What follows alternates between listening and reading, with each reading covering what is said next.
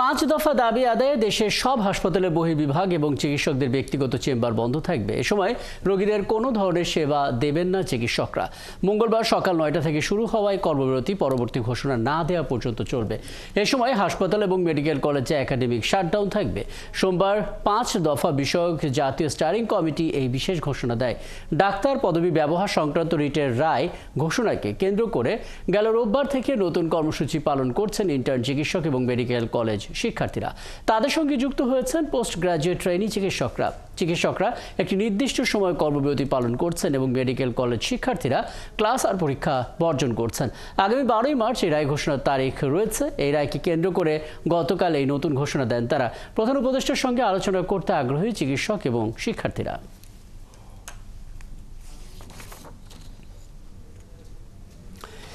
MBBS degree ছাড়া doctor পদবি ব্যবহার বন্ধ সহ ৫ দফা দাবিতে কর্মবিরতি এবং বিক্ষোভ করেছেন সিলেট ওসমানী মেডিকেল কলেজ হাসপাতালের শিক্ষানবিশ চিকিৎসকরাও। এ বিষয়ে বিস্তারিত জানাতে আমাদের সঙ্গে যুক্ত হচ্ছেন সহকর্মী মুকিত দিদার। দিদার, প্রথমত জানতে চাই শিক্ষানবিশ ডাক্তাররা কি বলছেন এবং দাবির জায়গাগুলো আমরা জানিয়েছি, আরও একবার স্পষ্ট করবেন কারা কারা এতে যোগ দিয়েছেন এবং জরুরি চিকিৎসা ব্যবস্থার কি আপডেট রয়েছে এবং রোগী যারা আছেন তাদের কি ধরনের ভোগান্তি আপনার চোখে পড়ছে। দিদার। জি,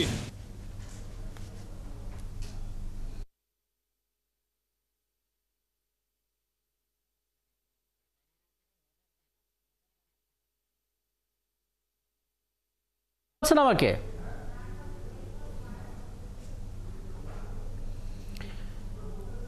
দিদার, আপনি আমাকে শুনতে পাচ্ছেন? হ্যালো, আপনি শুনতে পাচ্ছেন আমাকে?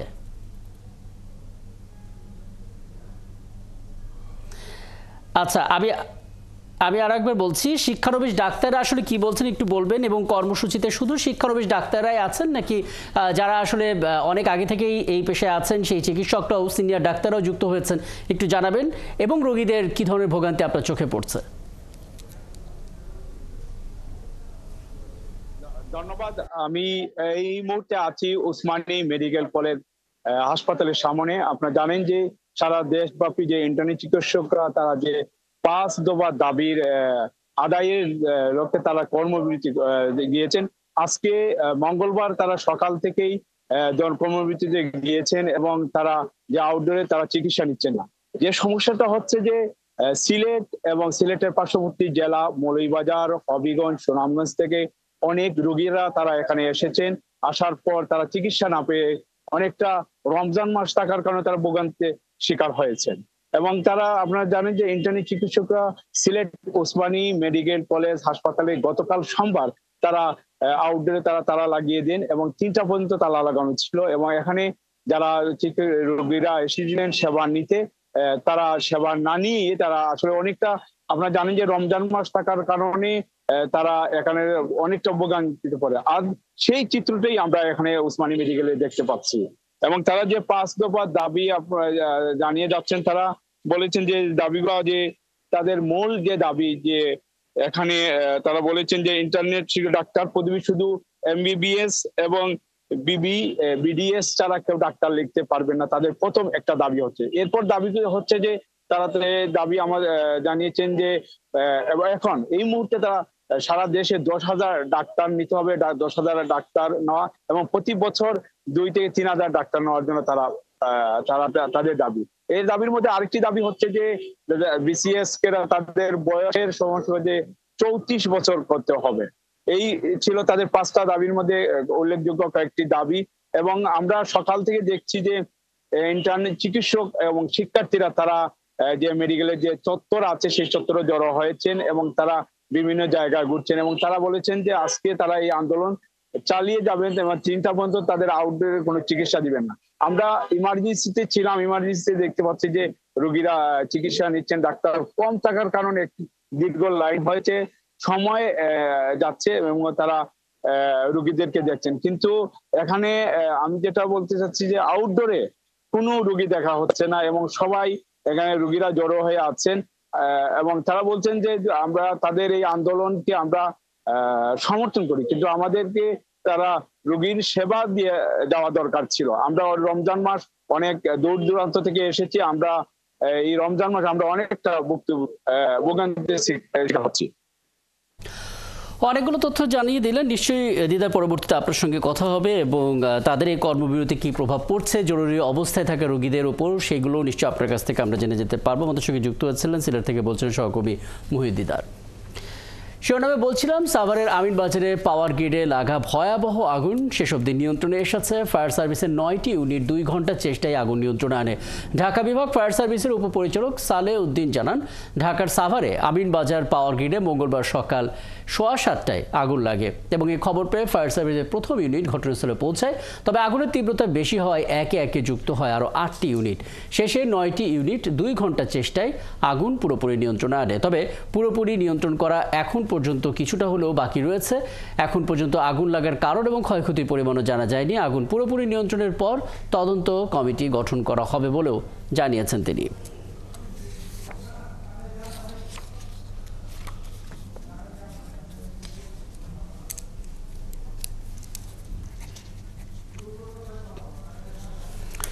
সাভারের আমিন বাজারে পাওয়ার গ্রিডে এই অগ্নিকাণ্ডের আপডেট জানার চেষ্টা করবো। আমাদের সঙ্গে যুক্ত আছে সহকর্মী নিবিড় সাহা।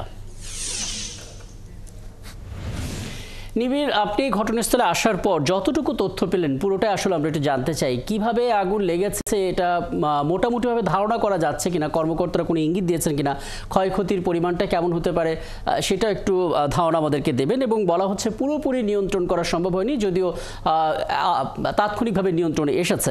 পুরোপুরি নিয়ন্ত্রণে আসতে কেমন সময় লাগতে পারে, কি চলছে এখন নিবিড়?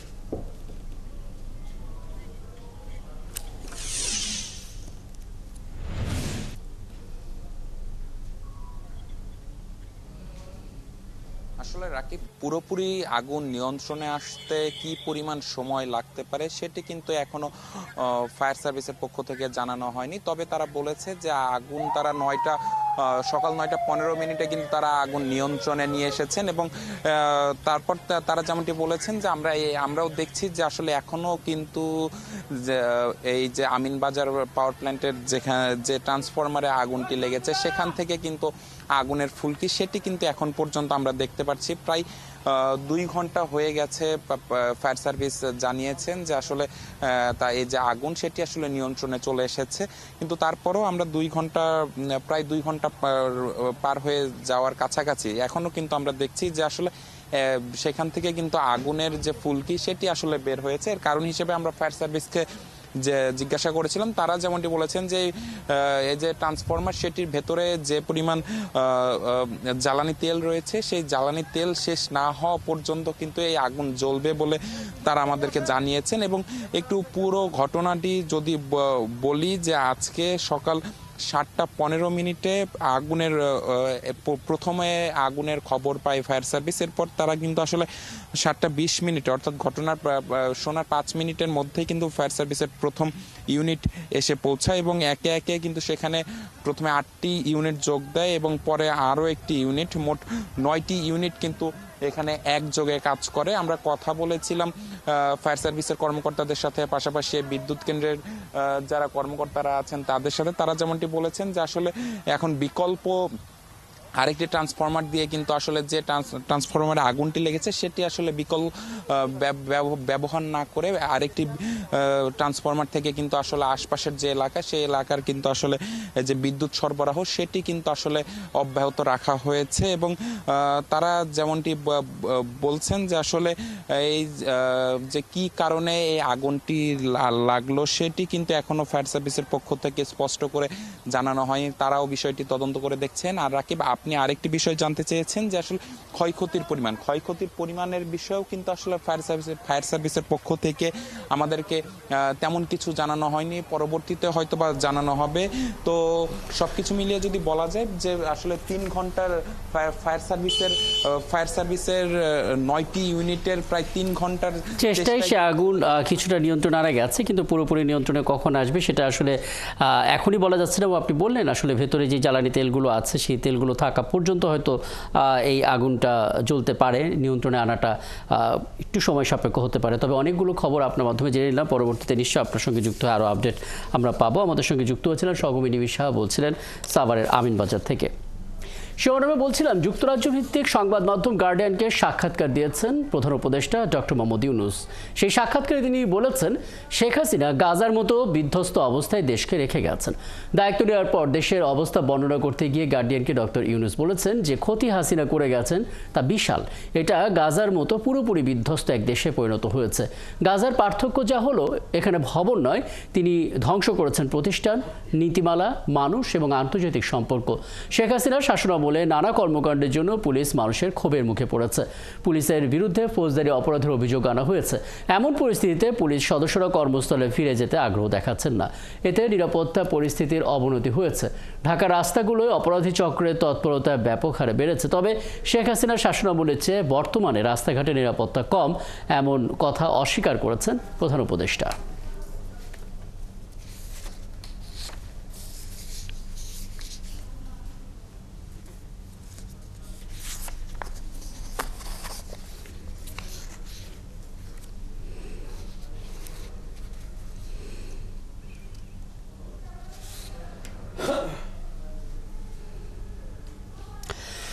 আগামী জাতীয় নির্বাচনে প্রবাসী বাংলাদেশিরা বিদেশ থেকে প্রথমবারের মতন প্রক্সি ভোট দিতে পারবেন। নির্বাচন কমিশনের এক বৈঠকে এই সিদ্ধান্ত নেওয়া হয়েছে।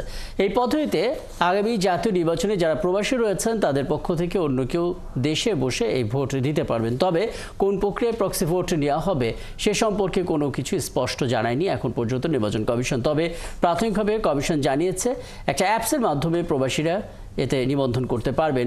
সেই অ্যাপসের মধ্যেই প্রবাসীরা তার নমিনি ঠিক করে দেবে এবং তিনি তার পক্ষে ভোট দিতে পারবেন।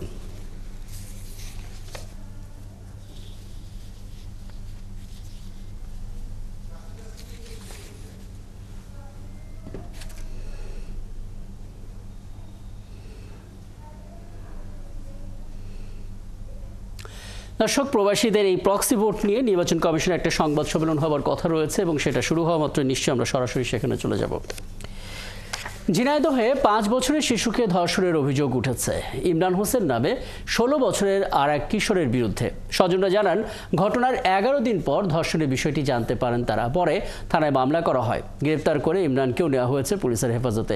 রাজীব হাসানের তথ্য এবং ছবিতে প্রতিবেদন। ঝিনাইদহের হরিণাকুণ্ডতে রাজমিস্ত্রির সহকারী হিসেবে কাজ করেন 16 বছরের ইমরান হোসেন। থাকেন পোলতাডাঙ্গা গ্রামে। তার বিরুদ্ধে উঠেছে 5 বছরের এক শিশুকে ধর্ষণের অভিযোগ।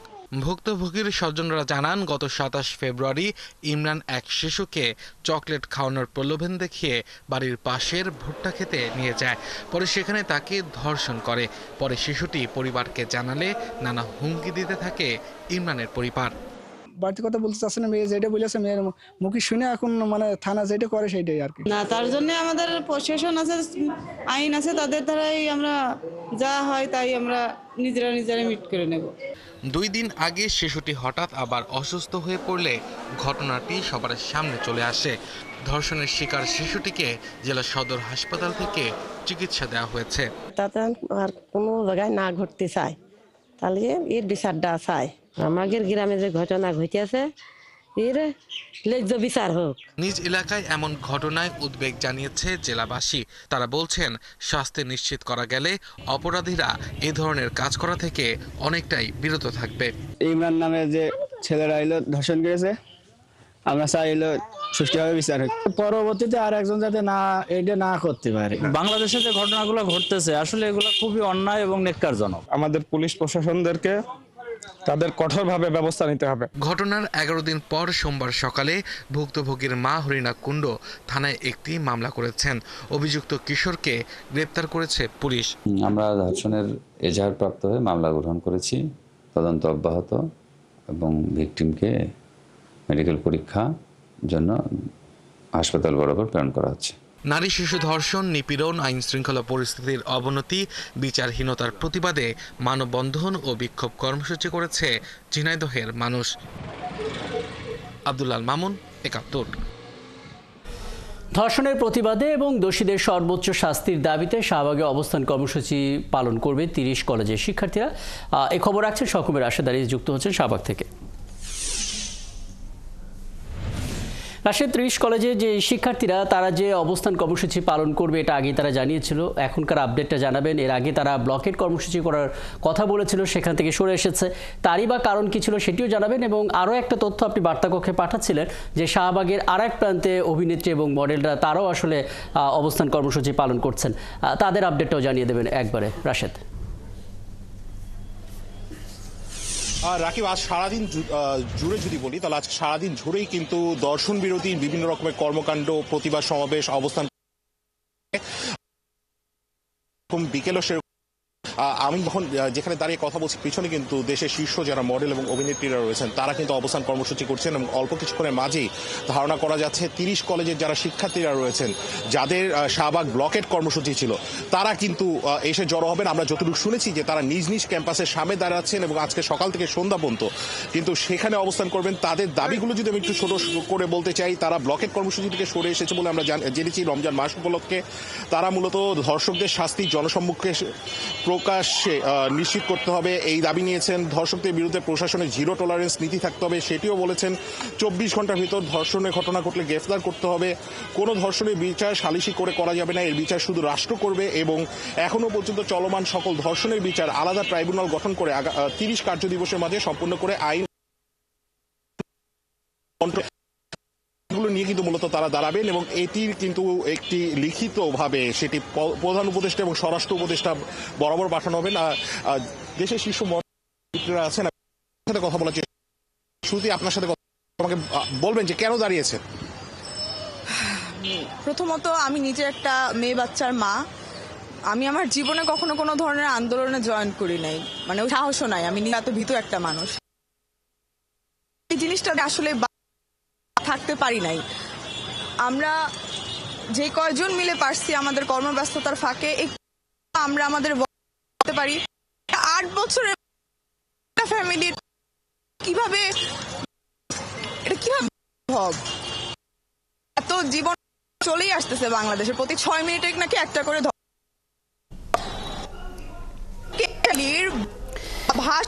বোনের জামাই। রাশেদ, আপনি বক্তব্যগুলো সংগ্রহ করতে থাকুন, নিশ্চয়ই পরবর্তীতে যখন যুক্ত হবো সেগুলো জানতে পারবো এবং আপনার প্রতিবেদনতে সেগুলো নিশ্চয়ই আমরা পরবর্তীতে জানতে পারবো।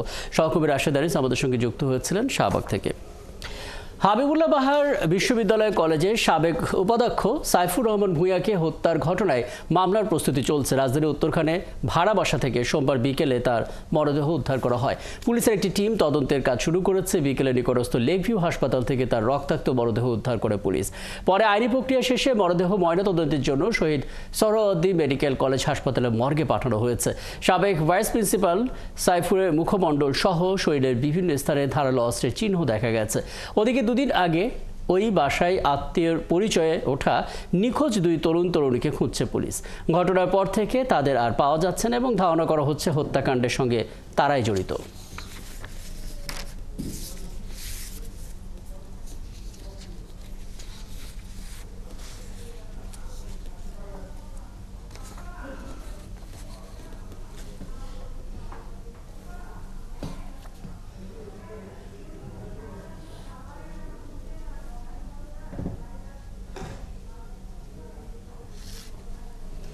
বলছিলাম বিরতির আগে হাবিবুল্লাহ বাহার বিশ্ববিদ্যালয় কলেজের সাবেক উপাধ্যক্ষ সাইফুর রহমান ভূঁইয়াকে হত্যার ঘটনায় মামলার প্রস্তুতি চলছে এবং আরও আপডেট নিয়ে আমাদের সঙ্গে যুক্ত হচ্ছে সেখান থেকে সহকর্মী ইশতিয়াক ইমন।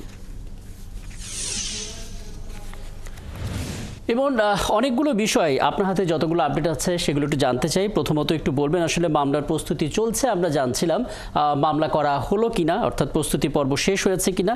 একই সঙ্গে 2 তরুণী যাকে আসলে পুলিশ খুঁজছে তাদের কোনো রকমের হদিস পাওয়া গেল কিনা বা ধারণা করা যাচ্ছে কিনা। ইমন।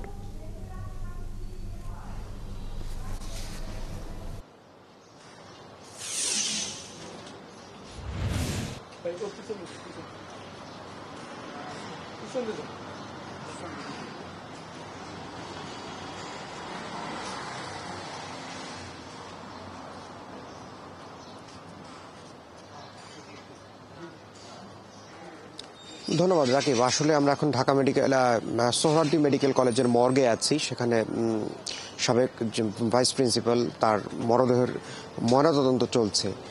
আসলে সেদিন অর্থাৎ সোমবার সকালে যে ঘটনা ঘটেছে তার বাসায়, রাজধানীর উত্তরখানের একটি ভাড়া বাসায়, সেই বাসার যে মোবাইলে ধারণ করা বেশ কয়েকটি ফুটেজ আমরা দেখেছি, সেই ফুটেজে যে পরিমাণ রক্তাক্ত পুরো রুম, বাথরুম থেকে শুরু করে ব্যালকনিতে তিনি আহাজারি করছিলেন, সেই ভিডিও দেখে কিছুটা অনুমান করা গেছে যে তাকে আসলে কি বিভৎসভাবে ছুরিকাঘাত করা হয়েছে।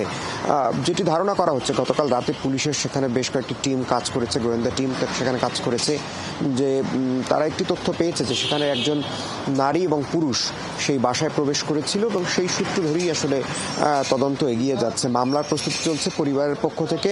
স্ত্রী এবং সন্তানরা গতকাল রাতে হাসপাতালে এসেছিলেন মর্গের সামনে, আজ তারা এখনো আসেননি, কিছুক্ষণের মধ্যে হয়তো তারা আসবেন। এখন পর্যন্ত প্রস্তুতি চলছে, কিন্তু এর আগেই পুলিশ কাজ শুরু করেছে যে আসলে কিভাবে এই হত্যাকাণ্ড, মোটিভ কি কারণে হত্যা করা হয়ে থাকতে পারে তাকে ছুরিকাঘাতে, এবং একই সাথে ময়নাতদন্ত চলছে।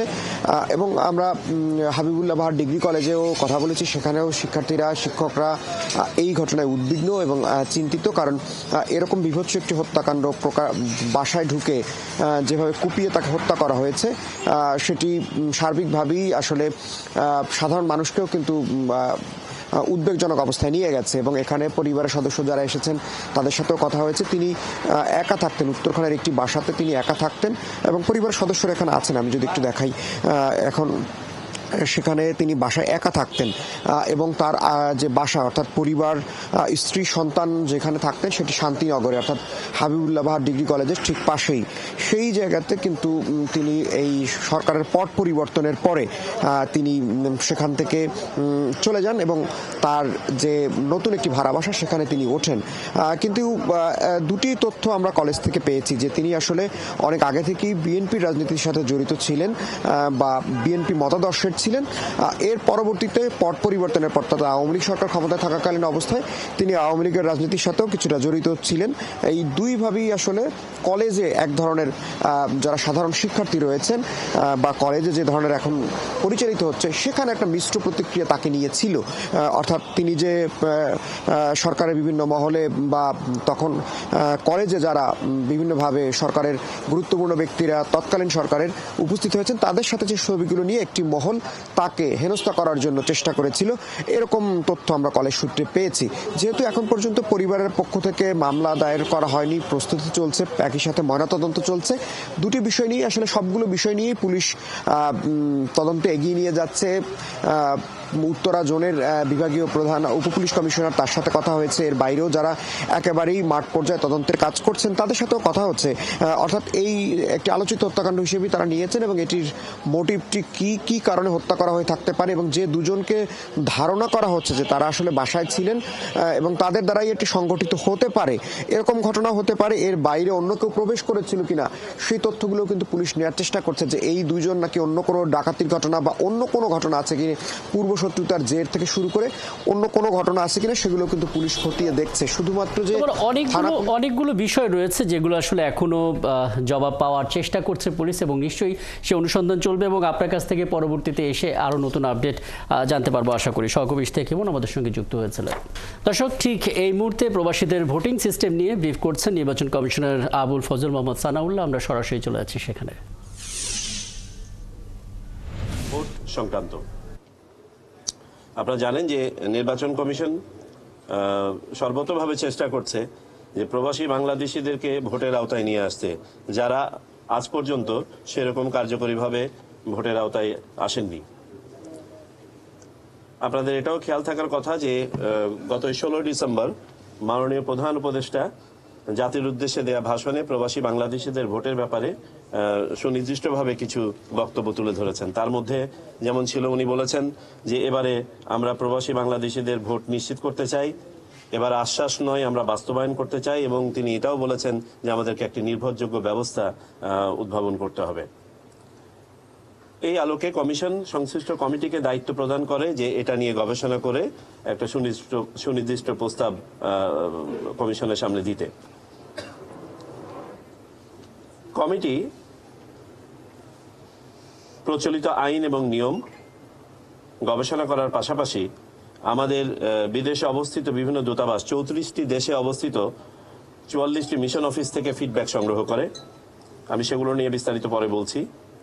বাংলাদেশ ডাক বিভাগের সাথে আলোচনা করা হয়, বিভিন্ন বিশেষজ্ঞ এবং সংশ্লিষ্ট প্রতিষ্ঠানের সাথে আলোচনা করা হয় এবং তাদের কাছ থেকে প্রেজেন্টেশন নেওয়া হয়, দেশি বিদেশি। এবং সর্বোপরি নির্বাচন ব্যবস্থা সংস্কার কমিশন যে সুপারিশ দিয়েছেন সেই সুপারিশটিও স্টাডি করা হয়। আমরা প্রচলিত নিয়মে দেখতে পেয়েছি যে 4 ধরনের ভোটার শুধুমাত্র পোস্টাল ব্যালটের মাধ্যমে ভোট দিতে পারেন। এই 4 ধরনের ভোটারের মধ্যে প্রবাসী ভোটার হচ্ছে একটি। আমরা 34টি দেশের 44টি মিশন অফিস থেকে ফিডব্যাকে মূলত 3টি জিনিস জানতে চেয়েছিলাম। ওই সকল এলাকায় প্রবাসী বাংলাদেশিদের সংখ্যা, ওই সমস্ত দেশে বা এলাকায় অপরাপর দেশ তাদের প্রবাসী নাগরিকদের জন্য কি ধরনের ভোট ব্যবস্থাপনা আয়োজন করে থাকেন, এবং সংশ্লিষ্ট মিশন অফিসের সুপারিশ বাংলাদেশি ভোটারদের ভোট প্রদানের ব্যাপারে। আমরা এখানে বিভিন্ন ধরনের সুপারিশ পেয়েছি। তার মধ্যে কেউ কেউ সশরীরে ভোটের ব্যাপারে মত দিয়েছেন, কেউ কেউ অনলাইন ভোটের ব্যাপারে মত দিয়েছেন, কেউ কেউ হাইব্রিড কোনো একটা সিস্টেমের কথা বলেছেন। পোস্টাল ব্যালটের ব্যাপারে কেউ কেউ বলেছেন, বাবার এটাও বলেছেন যে পোস্টাল ব্যালট বর্তমানে কার্যকরী নয়। সেটা আমি পরে বলছি কেন এটা কার্যকরী নয়। পোস্টাল ব্যালট করতে হলে এখানে একটা হাইব্রিড ম্যানেজমেন্ট করতে হবে। আমরা বাংলাদেশ ডাক বিভাগের সাথে আলোচনা করে বোঝার চেষ্টা করেছি যে আমাদের পোস্টাল টাইমিংটা কিরকম প্রয়োজন হবে। তা আমাদের ফাইন্ডিং হচ্ছে, এই কমিটির ফাইন্ডিং হচ্ছে, বর্তমান যে পোস্টাল ব্যালট সিস্টেমটা আছে প্রবাসী বাংলাদেশি ভোটারদের জন্য, এটি একটি অচল সিস্টেম। যে কারণে আমরা গত দ্বাদশ জাতীয় সংসদ নির্বাচনেও দেখেছি একটি ভোটও এখানে কাস্ট হয় নাই বিদেশ থেকে। বাংলাদেশের ভিতর থেকে মাত্র 433টা পোস্টাল ব্যালট কাস্ট হয়েছে। আর বাংলাদেশের ভিতরেও আমরা যেটা বলেছি যে 4 ধরনের ভোটার এতে ভোট দিতে পারেন। দেশের ভিতরে আপনার সরকারি কর্মকর্তা কর্মচারীরা, ভোট আয়োজন এবং অনুষ্ঠানের সাথে যারা সম্পৃক্ত থাকেন তারা, এবং আইনি হেফাজতে থাকা ব্যক্তি, তারাও পোস্টাল ব্যালটে ভোট দিতে পারেন। তো আমরা মাত্র 433টি ভোট দেখেছি গত জাতীয় সংসদ নির্বাচনে, যেটা পোস্টাল ব্যালটের মাধ্যমে কাস্ট করা হয়েছে। আর প্রবাসী বাংলাদেশিরা কেউই ভোট দিতে পারেন নাই। আমরা দেখেছি এটা একটা অচল পদ্ধতি এই জন্য যে সময়ে গিয়ে আপনার প্রতীক বরাদ্দ হওয়ার পরে ব্যালট পেপার ছাপানো হয়, তখন থেকে ভোট গ্রহণের জন্য বাকি থাকে মাত্র 10-12 দিন, বড় জোর 15 দিন। কিন্তু পোস্টাল ব্যালটে যদি বিদেশ থেকে ভোট দিতে হয়, আমরা হিসাব করে দেখেছি সর্বনিম্ন 24 দিন থেকে প্রায় 35 দিন 40 দিন পর্যন্ত লাগে। সো এখানেই বোঝা যাচ্ছে যে এটা কোনো কার্যকরী পদ্ধতি নয়, যে কারণে এটা চলবে না এবং এটার একটা বিকল্প আমাদের খুঁজে বের করতে হবে। কমিটি মূলত সেই কাজটি করেছে। কমিটি 3টি পদ্ধতি সুপারিশ করেছে। একটি হচ্ছে সময়ের মধ্যে সম্পাদনযোগ্য একটি পোস্টাল ব্যালট সিস্টেম। 2, একটি online system. By the way, আমরা বিভিন্ন দেশে খোঁজখবর নিয়ে দেখেছি অনলাইন সিস্টেমটা এখনো পর্যন্ত জনপ্রিয় হয়ে ওঠে নাই বা ব্যাপক আকারে প্রসার লাভ করে নাই। তদুপরি আমরা 4টি দেশে কিছু কিছু অনলাইন সিস্টেম আমরা দেখতে পেয়েছি, যেমন যুক্তরাষ্ট্র, ফিলিপিন্স, এস্তোনিয়া এবং মেক্সিকো। আর পাশাপাশি আমাদের উপমহাদেশে ভারত, পাকিস্তান সহ কয়েকটি দেশ পাইলট পর্যায়ে আছে গত কয়েক বছর ধরে এই অনলাইন সিস্টেম নিয়ে। আমরা ইউএনডিপির সাথে যখন আলোচনা করেছি, তারা আমাদেরকে যেটা বলেছেন যে অনলাইন সিস্টেমটা এখনো পর্যন্ত অনেকেই অ্যাডপ্ট করতে পারছে না। কেউ কেউ এটা ট্রায়াল পর্যায়ের পরে আবার ফেরত গেছে পূর্বের সিস্টেমে।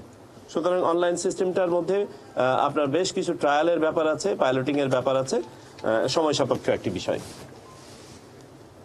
আমি যেটা বলছিলাম যে কমিটি 3টি পদ্ধতি সাজেস্ট করেছে। 2টো বললাম যে সময়ের মধ্যে সম্পাদনযোগ্য পোস্টাল ব্যালট, দ্বিতীয় হচ্ছে অনলাইন পদ্ধতি, আর তৃতীয়টি হচ্ছে প্রক্সি ভোট। প্রক্সি ভোট অর্থাৎ একজন প্রবাসী বাংলাদেশির পক্ষে বাংলাদেশে অবস্থানরত একজন ভোটার তার ভোটার এলাকার তার হয়ে ভোটটা দিয়ে দেওয়া। আমাদের কমিটির কাছে বিবেচ্য বিষয়াদি ছিল ভোটারের পরিচয় নিশ্চিত হওয়া, ভোটের গোপনীয়তা এবং নিরাপত্তা। আমাদের যে সিস্টেমই অ্যাডপ্ট করি না কেন এটা হতে হবে নিরাপদ এবং নির্ভরযোগ্য। একটা সাক্ষ্য থাকার ব্যবস্থা থাকতে হবে যাতে করে আইনি বিষয়গুলো ফেস করা যায়, অর্থাৎ আমরা পেপার ট্রেইলের কথা বলেছি। যে সময় পাওয়া যাবে ভোট গ্রহণের জন্য সেই সময়ের মধ্যে সম্পাদনযোগ্য একটি পদ্ধতি, দর্শক, আমরা নির্বাচন কমিশন ভবনে ছিলাম এবং সেখানে প্রবাসীদের ভোটিং সিস্টেম নিয়ে ব্রিফ করছেন নির্বাচন কমিশনের আবুল ফজল মোহাম্মদ সানাউল্লাহ, এবং নিশ্চয়ই তার বক্তব্যের আরও বিস্তারিত থাকবে আমাদের পরবর্তী সংবাদ সংযোগগুলোতে।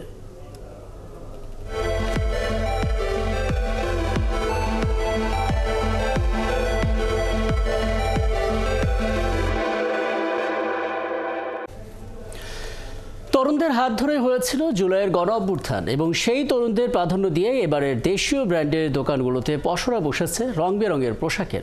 পোশাক ডিজাইনে প্রাধান্য পেয়েছে সাধারণ কারুকার্য। এবারের দেশীয় পোশাকে এক রঙের পোশাকের সমারোহ বেশি, দামও রাখা হচ্ছে ক্রেতাদের সাধ্যের কথা মাথায় রেখে। রাশেদ আনিসের প্রতিবেদনে বিস্তারিত।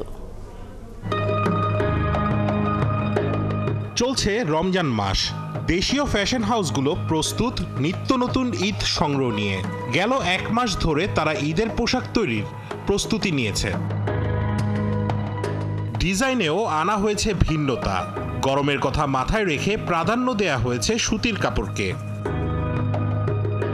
ফ্যাশন হাউস কেকক্রাফটে এবারের ঈদ কালেকশনস তারুণ্য নির্ভর। অপেক্ষাকৃত উজ্জ্বল রংকে প্রাধান্য দেওয়া হয়েছে ঈদের পোশাকে। এবার ক্রেতারা একটু সিম্পলিসিটি, একটু ছিমছাম জিনিসের প্রতি বেশি জোর দিচ্ছে, স্পেশালি যেগুলি পরতে একটু আরাম, কারণ এবারের সময়টা একটু গরমই পড়ে যাচ্ছে। এবারের কালেকশনটিতে আমার মনে হয় তারা এভাবে যেমন ভেবেছেন ঠিক তেমনি ক্রেতারাও সেভাবেই রেসপন্সটা করছেন।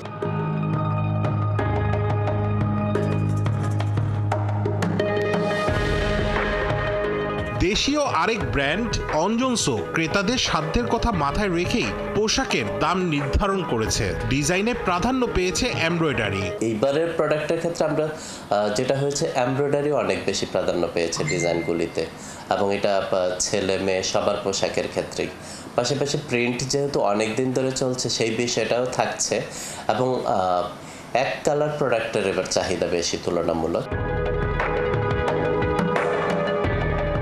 দেশীয় ফ্যাশন ডিজাইনারদের চাওয়া বদলে যাওয়া বাংলাদেশে এবার দেশীয় পোশাক কেনার হিড়িক পড়ুক।